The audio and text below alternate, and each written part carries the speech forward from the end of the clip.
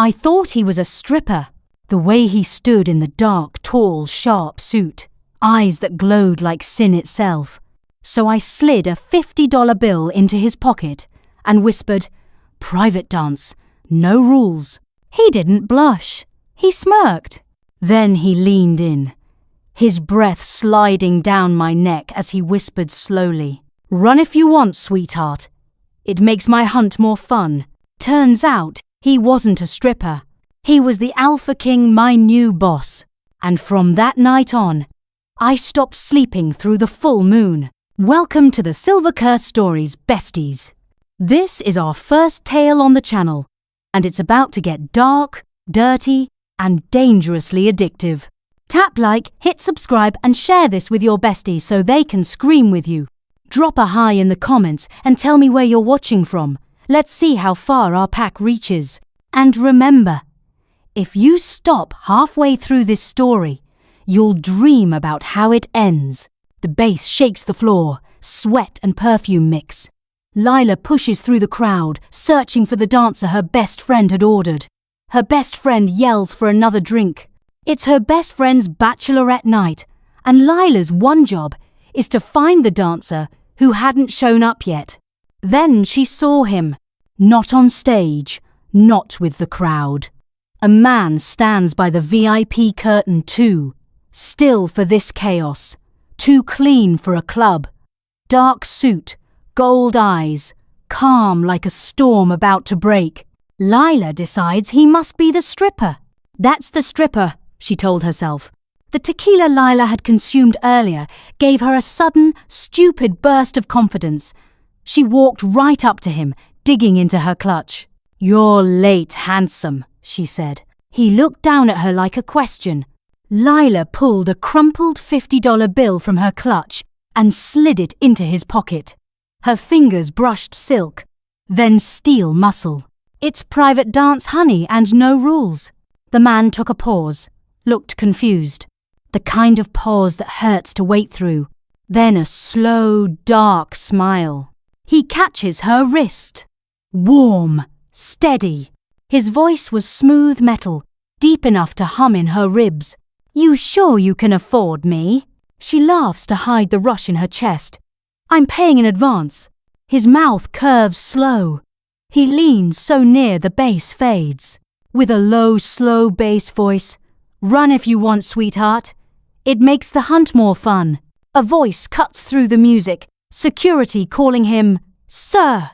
Board meeting. The car is waiting outside. Her brain connects the dots. Oh my God. Wrong man. Very wrong. Lila stumbles back. He doesn't stop her. He just looks at her. Gold eyes bright under the strobe, the $50 bill peeking from his pocket. She runs back into the crowd, heartbeat matching the bass. Behind her, his voice threads through the noise, quiet, certain. "I always finish the chase. Morning hits like judgment. Coffee, sunglasses, headache that tastes like tequila and regret." Lila tells herself last night was a fever dream, no wolf-eyed stranger, no $50 humiliation. The elevator ride to Colton Tower hums with quiet money. She adjusts her blazer, counts heartbeats. She's here to pitch a crisis management contract. She needs this deal to keep her firm alive. Professional. Calm. Nobody knows you tried to buy a man last night. The doors slide open.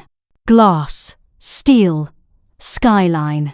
3 men wait at the table, and one of them is already watching her. Gold eyes. Dark suit. The man from the club. Her breath catches, but her feet move anyway. "Miss Cruz," says the nearest exec. "Mr. Wolf will be leading the meeting." Of course he will. Damien Wolf doesn't stand. He only gestures to the seat across from him. "You're late," he says, same voice, same weight in every syllable. "I had a long night," Lila answers, setting her folder down. "Did you?" He tilts his head, eyes glinting. "Because I seem to remember you paying me for overtime." Herr Pulse skips. He reaches into his pocket, slides a folded bill across the glass. Her $50 mistake stares up at her. I believe this belongs to you, he says. The other men glance between them. Lost. Lila forces a smile. Keep it, she replies. Consider it a down payment on damage control. Damien's smile sharpens. Then you're hired. The meeting moves. Words flying about leaks, headlines, and wolves sighted downtown. She focuses on facts. But every time she looks up, he's watching her not like a boss, like a storm measuring distance. When the meeting ends, the others file out. He stays. Miss Cruz, he says, voice dropping. You're good at cleaning messes. Tell me, can you clean one that hasn't happened yet? She gathers her notes. Depends on how bad it gets. He steps closer, the air tightening. Bad enough to ruin everything I touch. She looks up, heart hammering. Then you should stop touching things. He laughs once. Low. Dangerous. Not my nature. He moves past her. Close enough that his sleeve brushes hers. Close the leaks, Miss Cruz. And if you see anything you don't understand, pretend you didn't. He's gone before she can answer. Outside, the city wind howls down the glass towers. Lila exhales, unaware that security cameras in the hall flicker one frame, catching Damien's reflection in the lift doors. Not a man this time. For an instant, eyes burn gold, and a shadow moves behind them like fur. The elevator opened on silence, thick enough to hear her own nerves. Lila stepped out, folder in one hand, a small dog carrier in the other. Inside, Bolt, a 4-pound ball of spite, growled like a broken motor. She'd told herself it was fine to bring him. The groomer had refused to keep him after the incident. Besides, Mr. Wolf had summoned her. You didn't say no to your newest client boss predator. The receptionist looked up, perfect and terrified. Top floor, she whispered. He's expecting you. Lila's pulse tripped. The doors slid open again, revealing Damien's office glass, storm clouds, and the smell of rain. He stood by the window, jacket off, sleeves rolled, sunlight cutting along his shoulders. Miss Cruz, he said without turning. You brought company. Temporary emergency. She set the carrier on a chair. He bites. I like teeth, Damien murmured. The zipper slid. Bolt shot out, all fury and noise, claws skidding on the marble. He lunged straight for Damien's ankle. Lila gasped, reaching, but the attack never landed. Damien didn't move. He simply looked down.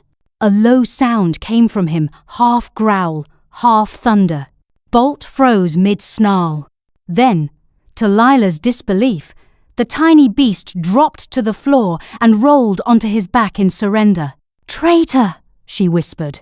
Damien crouched, one hand brushing the dog's stomach. Smart creature, he said. Knows the order of things. Lila crossed her arms.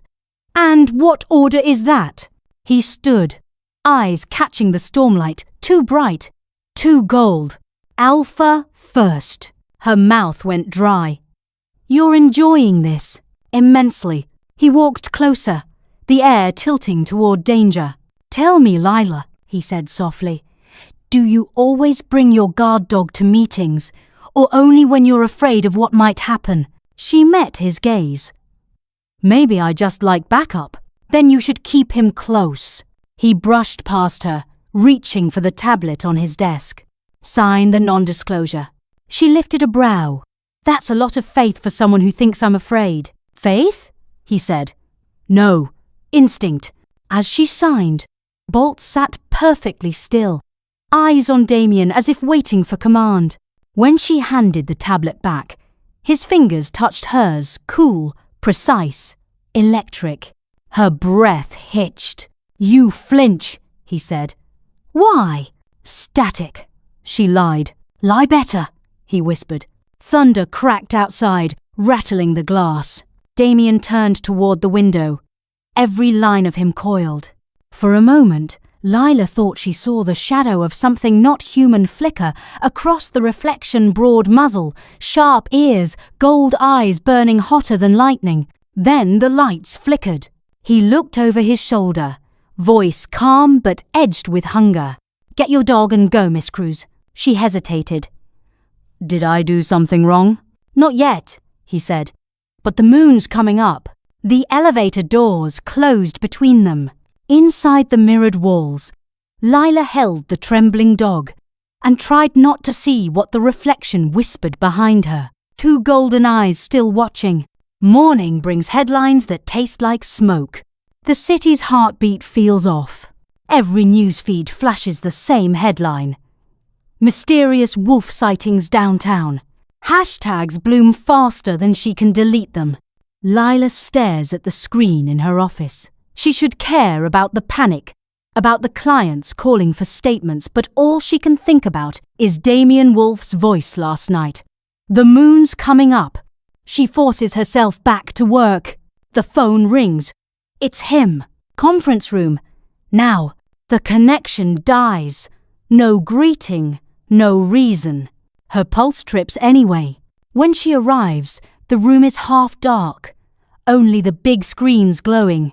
Weston, the nervous operations guy, fumbles with his laptop. Arthur Penhall, older, sharper, glares. At the head, Damien, still a stone. He gestures to the display grainy phone footage of a shadowed figure moving too fast down an alley. "People think they saw a wolf," Weston says. "City's losing it. We need a spin before this turns into a riot." Lila steps forward, scanning the footage. "Blur the frame, call it an ad leak. A teaser for a virtual reality game, Project Hunter. I can have mock-ups by noon." Arthur snorts. "You think a lie fixes everything." Lila meets his stare. A good lie becomes truth when the crowd believes it. Damien finally speaks. "Do it." Arthur opens his mouth to protest. Damien's eyes flash gold. "Do it." Arthur shuts up. Lila starts giving orders, hashtags, influencers, release times. Her brain runs on caffeine and fear. When it's over, Weston exhales like he's been underwater. She gathers her tablet, trying not to meet Damien's gaze. "You saved us $2 million in losses," he says. She turns. "Just doing my job." He steps closer. "No, you turned chaos into obedience. You'd make a fine alpha." Her heart stumbles. "I'm not built for obedience. Neither am I." The air between them changes slow, electric, wrong in all the right ways. Outside, thunder. Inside, silence that feels alive. He reaches out, brushing a stray lock of hair behind her ear. "Next time the world burns," he murmurs, "stand beside me, not in front of me." Her breath catches. Why? Because the fire bites. He leaves her in the dim conference room, the scent of rain and something wilder fading behind him. The monitors flicker. For one heartbeat, the paused video frame doesn't show a man or a blur. Only a wolf's reflection staring straight at her. Night drags thunder over the skyline. Wind drives rain against the glass of Lila's office, turning the city lights into streaks. Everyone has gone home. Everyone except her. Files scatter across the table. Half-finished drafts. Coffee gone cold. She tells herself she's waiting for a final email. Truth, she's waiting for the sound of his footsteps. At 10:30, the lights flicker. The elevator dings. Damien Wolf steps out of the dark, like he belongs to it. Shirt sleeves rolled, tie loose, rain still clinging to his hair. "You're still here," he says. Work doesn't finish itself. He sets a cardboard box on her desk. The smell of melted cheese cuts through ozone and fear. "I thought you might forget to eat." She blinks. "The Alpha King brings pizza now?" His smile is faint. Even predators hunt comfort food. They eat on opposite sides of the desk, thunder filling the pauses. When she glances up, he's watching her again. Not politely, like he's memorizing pulse points. "Tell me something," he says. "What? When you see the headlines 'Wolves in the City,' do you feel fear or recognition?" Her fork stops halfway. "You think I'd recognize one? I think you already did." The storm cracks so loud the windows tremble. For a second, the emergency lights flash red, painting him in blood tones. His eyes flare gold. She whispers, "Damien?" He blinks once. The color fades. "Power surge," he says, too calm. Then softer, "I shouldn't be here." "Why not?" "Because when the storm hits its peak, I stop pretending." She stands, heartbeat in her throat. "Pretending to be what?" He steps closer. "Human." Lightning splits the sky. The building hums. Lila feels heat roll off him, wild and magnetic. He stops inches away. "Go home," he says. "Lock your doors. You're scaring me." "Good.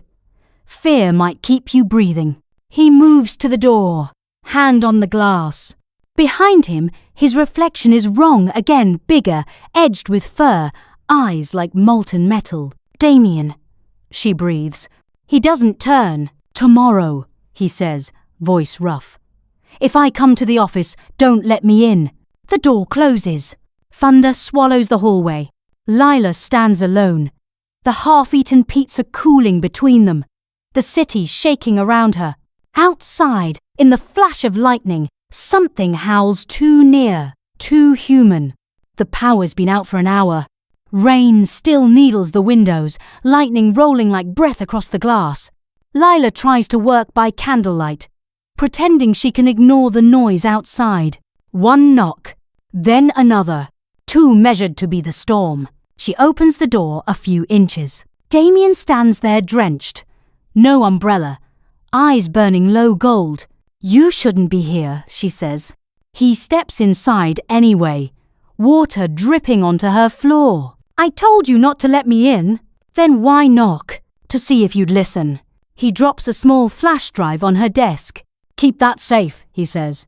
"If anything happens, release it to no one but me." "What's on it?" "Insurance.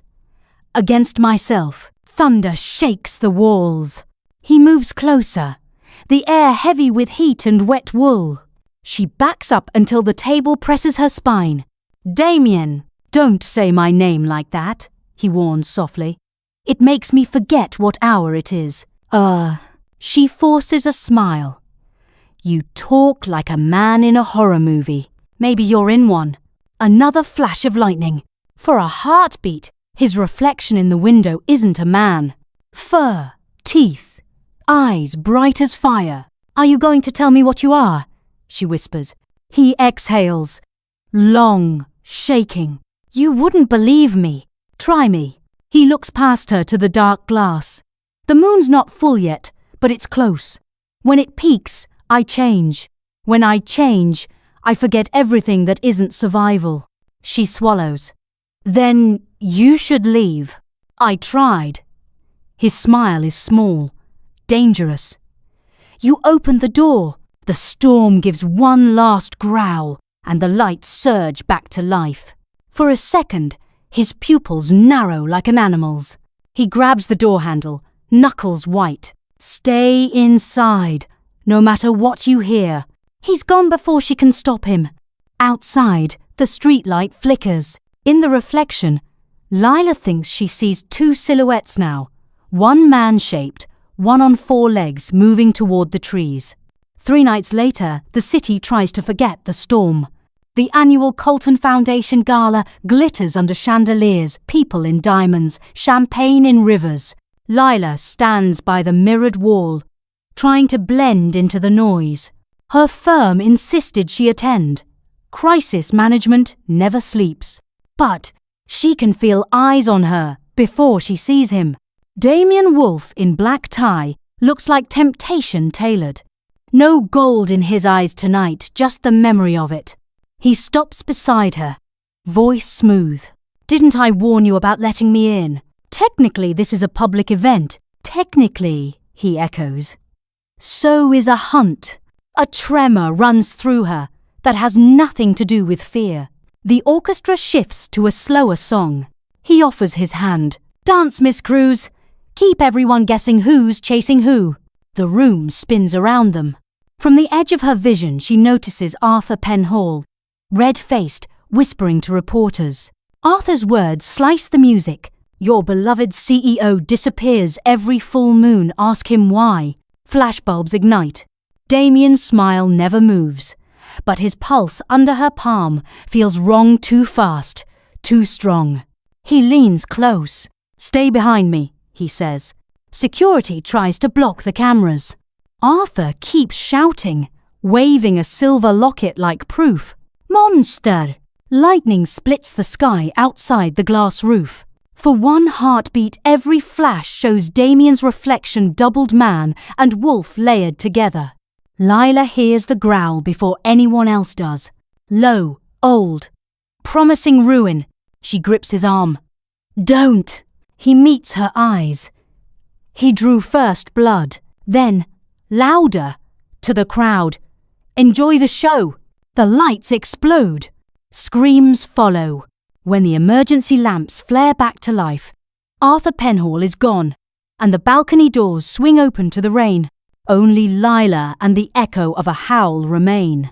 Morning crawls in through smoke. Headlines scream about the gala.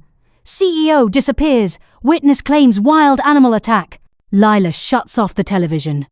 Her hands won't stop shaking. By noon, Damien's office calls a car for her. No explanation. Just come. The tower feels different, quieter, as if the building itself is holding its breath. He's waiting in the underground garage, sleeves rolled, shirt unbuttoned at the throat. The gold still flickers in his eyes. Get in, he says. She does. Rain slicks the windshield as they drive out of the city, silence pressing like a third passenger. Finally, she says, Arthur Penhall. What happened to him? Damien's hands tighten on the wheel. He ran. That's not an answer. That's all you get. They stop on an empty bridge, water churning black beneath. He kills the engine. The night hums. Why bring me here? She asks. Because you keep seeing things you shouldn't, he says. And I keep not killing you for it. Her pulse spikes. That's your idea of flirting? His mouth curves. You're still here. Lightning throws their reflections against the glass, his shadow stretching, spine arched, eyes burning. She whispers, You can't keep hiding what you are. I'm not hiding, he says. I'm warning. He reaches across the seat, fingertips grazing her jaw. The air between them thins to nothing. For a breath they hover there, heat, thunder, heartbeat. Then he jerks back as if burned. Get out, he says. Damien, now. His voice cracks on something between a growl and a plea. She opens the door. Wind slaps rain across her face. He grips the steering wheel hard enough for the leather to creak. Next time I get this close, he says without looking at her, I won't stop. The engine roars and the car disappears into the storm, leaving her alone on the bridge, hair whipping, heart hammering. Somewhere beyond the thunder, a howl answers the sound of his tires. The storm has burned itself out, but the city hasn't calmed. Every radio station hums the same rumor, wolf, monster, vanishing CEO. Lila sits in her apartment, curtains closed, the world shrieking outside her phone. A knock breaks the silence. Not at the door. At the window. She turns. Nothing but rain trails on the glass. Then she sees it. A single handprint, too large, pressed from the outside 15 floors up. Her breath snags. She grabs her phone, thumbs shaking. Unknown number. Don't scream. Another message follows. I didn't hurt him. I almost did. Don't open the window. She types, Damien. No answer. Only the low hum of the city and a distant siren. The phone buzzes again. If they question you, you never saw me. Promise it. She stares at the words, hears herself whisper, You're scaring me. Good. Fear keeps you alive. A flash of movement draws her to the balcony. On the next building, a dark shape moves along the ledge. Fluid. Silent. Lightning sketches fur, shoulders. Eyes bright as coins. Then it's gone. Leela's doorbell rings. 2 detectives stand in the hall, badges out. Polite smiles too sharp. Miss Cruz, we're following up on last night's incident. We understand you were close to Mr. Wolf. Close. She forces a steady tone. We worked together. Did you notice anything unusual before he disappeared? Her mind flashes with golden eyes and a voice that promised hunts. She shakes her head. Nothing. They leave a card. The door shuts. Silence folds back over her, but the air smells faintly of rain and smoke. She looks down at the business card. Across the detective's neat typeface, someone has written in a darker hand. They're coming for me. Don't trust the police.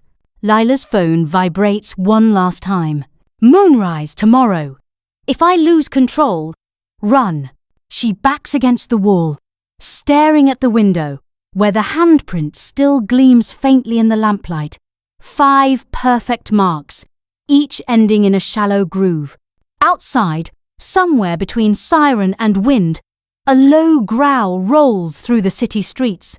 The city wakes to sirens and barricades. Every screen flashes the same alert. Downtown containment zone. Unidentified predator sighted. Lila stands at her window, watching helicopters cut through the fog. She knows the pattern of those streets. They trace the outline of Damien Wolf's tower. Her phone buzzes again. One message, unsent but somehow delivered. Don't come. She's already pulling on her coat. The streets smell of metal and fear. Officers shout. News drones hum. She slips past them with a press badge and the lie of confidence. Inside the tower, the lights pulse red. Security systems loop. Doors sealed by code. She follows the sound low, broken breathing that doesn't belong to any man. A hallway door groans open under her swipe card. The air tastes of ozone and salt. Glass shatters somewhere above. Then she hears him. Leela. Don't. He's crouched against the wall, half in shadow. No tie. No mask of civility. Just muscle, heat, eyes gold enough to burn through the dark. Every instinct says run. Every other instinct says stay. She kneels. You need help. His laugh is raw. You are help. You're the calm before it breaks. The lights flicker. He presses his fist into the floor, leaving dents in steel. Get out before I forget you. I can't. He looks up, something wild pushing through his skin. Then remember this part, he says. When I come for you, it won't be as a man. She whispers. Then I'll remind you who you were. He starts to answer, but the building alarm screams over them. A voice on the intercom. Containment breach. Sub-level lockdown. Heavy shutters slam down the corridors. Lila spins toward the exit. It's already sealed. She turns back. The spot where Damien knelt is empty, and the air vibrates with the sound of claws on concrete. From the dark comes a single breath, close enough to stir her hair. You shouldn't have come, little one. The lights die. Only the red emergency bars stay alive, washing the hallway in blood colour. Lila presses her back to the wall and listens. Breathing. Not hers. Too deep. Too low. Metal scrapes. Something moves behind the smoke glass. Then the glass bows outward. A palm no? A claw dragging lines through it like butter. Damien? A sound answers. Half growl, half human pain. The panel shatters. He steps through it, shirt torn, skin slick with rain and shadow. For a heartbeat, he's still recognizable. Eyes flicking between gold and brown. Go, he grates. I can still hold it. She doesn't move. Look at me, she says. He does, and the gold wins. The shape of him stretches. Spine cracking like thunder. Fur surges, claws split the floor tiles. Lila's knees give, but she doesn't fall. "Damien," she whispers. "Stop." He circles her, slow, the way a storm circles land. His voice comes through the animal's shape, rough and almost gentle. "You should be screaming. I'm too busy being stupid." A low rumble laughter that isn't laughter. He leans close enough for heat to lick her skin. "I told you not to open doors," he says. "You knocked." The wolf tilts its head, as if the line confuses him. Then, in a movement too fast for sight, he places his clawed hand against the wall beside her face. "Not touching. Caging. Do you know what happens if you say my name now?" She shakes her head. "I remember things," he says. "Things I shouldn't." "Then remember this," she says, and lays her palm flat against his chest. The heartbeat under fur is a hammer gone wild. For an instant, the gold in his eyes falters. His breath catches, halfway between a snarl and a sigh. The air smells of rain, iron, and something ancient that wants both ruin and mercy. A new alarm wails external units breaching the lobby. Damien jerks his head toward the sound, teeth bared. He backs away once, twice, and then he's gone, a blur through the smoke.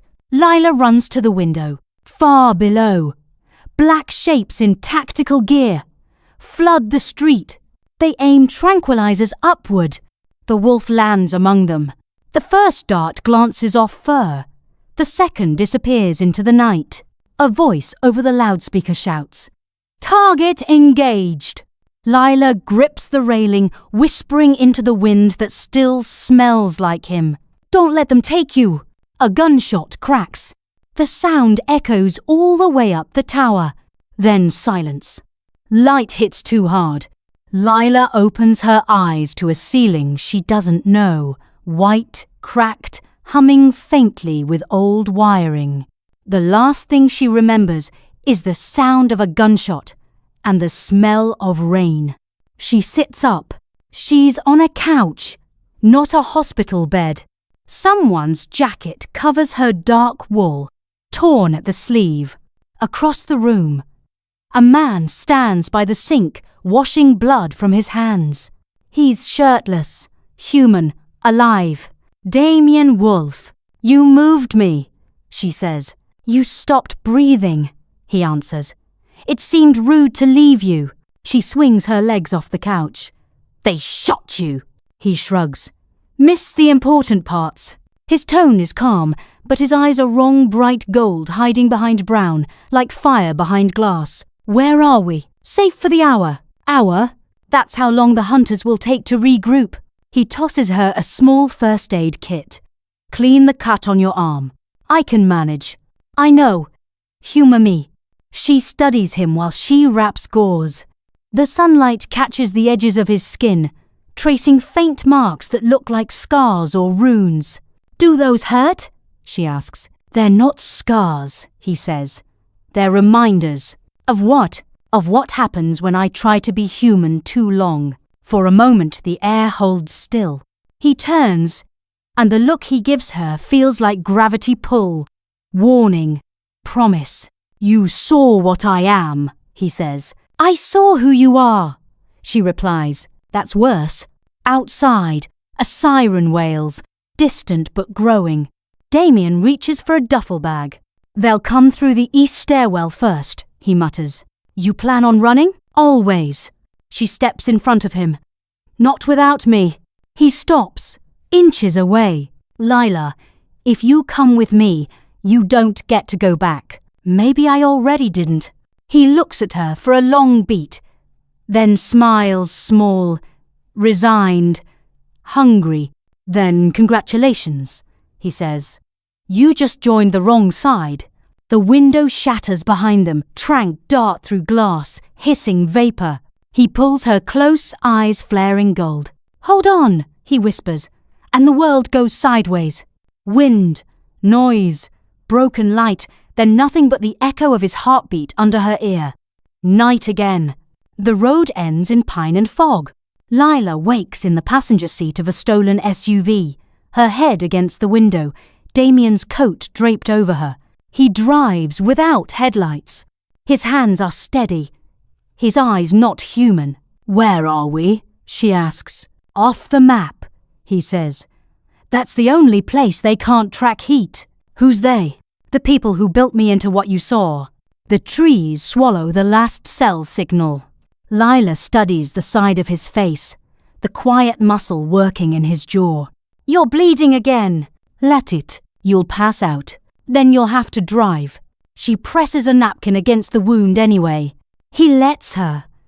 For once, he looks almost tired. "You don't trust me," she says. "I can't afford to." "Then why save me?" He glances over. "Because you said my name when I was gone. It pulled me back." They stop at an abandoned gas station. He kills the engine, listens to the silence. "Stay here," he says, stepping out. Through the cracked windshield, she watches him check the shadows, moving like smoke. A howl answers somewhere far off, lower, different. When he comes back, his expression has changed. "They found us," he says. "Hunters?" He shakes his head. "Worse, mine." Before she can ask, headlights flare in the distance. 3, 4 vehicles. Lila grips the dashboard. Damien starts the engine. "They want me to choose a side," he says. "And you?" "I already did." He slams the car into gear. The first bullet hits the hood. The second shatters the back window. He throws her a glance. All wolf and wildfire. "Still want to come with me?" She smiles despite the fear. Too late to turn back. The SUV surges forward into the trees. Branches whip the windshield. Somewhere behind them, metal screams and engines die. Damien's eyes glow gold against the dark road ahead. "Hold tight," he says. The war just started. Dawn crawls over the pines in bruised colours. The SUV dies at the edge of a lake. Smoke curling from its hood. No roads. No towers. Just mist, water, and the smell of iron. Lila climbs out, legs shaking. Damien leans against the wreck, breath rough, a bullet crease across his shoulder. "You're hit," she says. "I've been worse." That's not comforting. It wasn't meant to be. She tears a strip from her sleeve and presses it against the wound. He winces, not from pain but from nearness. "Every time you touch me," he says. The wolf listens. "Then tell him to listen carefully." Oh, for a second the world stills. Wind moves through the trees. Somewhere, a bird forgets to sing. He catches her wrist, gaze locked. "You don't understand what happens if I let go. Maybe I want to." Lightning would have been quieter than the silence that follows. He breathes her name once broken, almost a prayer. Then he releases her, stepping back as if distance can undo gravity. "Get in the water," he says. "What?" They track by scent. "And you?" "I'll buy us time." She hesitates. "By doing what?" His smile is small, tired, full of teeth. "By stopping pretending."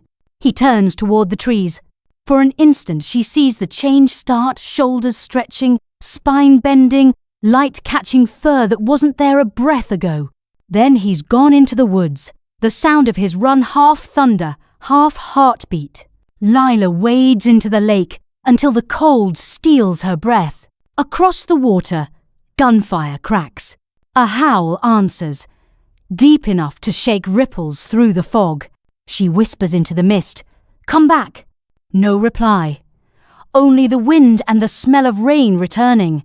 Then, through the trees, 2 shapes break toward the shore. One human, one much larger, locked together in motion that looks too close to a fight, too close to a kill. By the time the sun burns through the mist, the woods are quiet again. Lila drags herself out of the lake, clothes heavy, lungs raw. Smoke rises somewhere past the trees. She runs toward it. The ground smells of gunpowder and wet earth. 2 bodies lie in the clearing, hunters, not Damien. She almost laughs, almost cries. Then her phone buzzes. A live news alert. Colton Industries CEO. Linked to Vigilante Killings exclusive photos. Her own picture flashes beneath the headline. Lila Cruz. Consultant. A complice. The world just found their monster and gave him her face.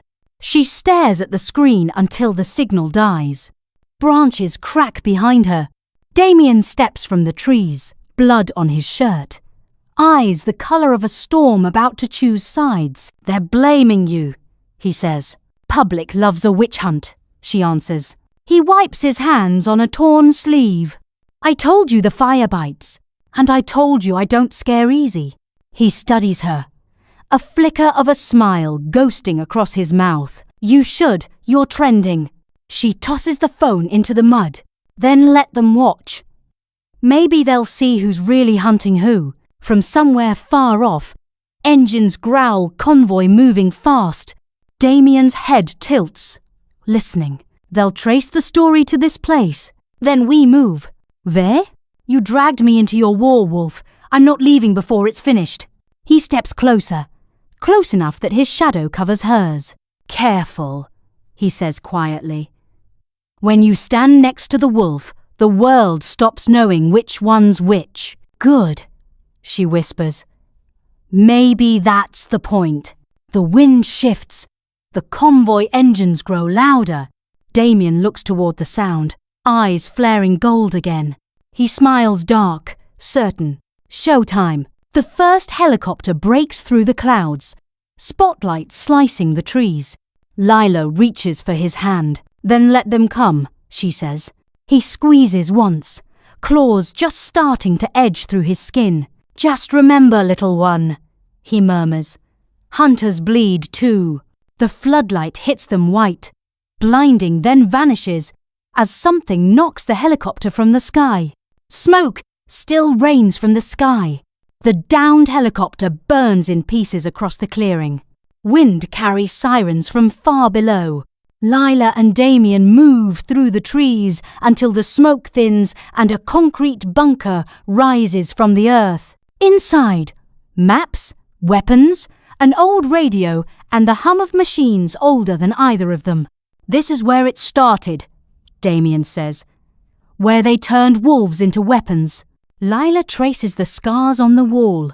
And you're the last one? Not exactly. He turns a dial on the radio. A low hiss fills the room. Then a woman's voice. Asset 7. Mission complete. Retrieve the handler. Lila freezes. Handler? Damien looks at her. You. What are you talking about? He slides a metal file across the table, her photo stamped Project Hunter Control Prototype #2. They built you for me. The only human voice that could pull me back. Memories crack open. The job offer that came from nowhere. The dream that led her to the club. The $50 bill she never remembered putting in her purse. No, she whispers. Yes. His eyes soften. But you broke their code. You cared. Footsteps echo outside, soldiers fanning the perimeter. Damien hands her the drive he gave her weeks ago. Everything they did is on this. You can burn them down. And you? I'm not part of the cure. He starts toward the open hatch. They need a monster to chase. Let me be that. She grabs his arm. You're not their weapon anymore. He smiles, small, real. Then give me orders, handler. She steps close, voice shaking. Live. Gold flares in his eyes, pain and relief mixing. That's the first order I ever wanted. Outside, floodlights bloom. Damien moves into them, shoulders squared, drawing fire away from the bunker. Lila plugs the drive into the console and hits upload. Screens ignite, files spilling to every network, every news feed. The bunker shudders. She looks up through the hatch. For one breath, she sees him outlined in the fire, half man, half wolf, unbroken. Then the lights collapse, and the feed cuts to black. 2 weeks later, a newscast flickers on a cafe screen. Colton Industries under investigation, anonymous source leaks secret program. Lila sits in the corner, hood up, watching. The doorbell chimes. A man walks in. Rain on his jacket, eyes hidden behind dark glasses. He sets a $50 bill on her table. "You owe me a dance." Her breath catches. She looks up. The glasses tilt, and gold glints underneath. Fade to black.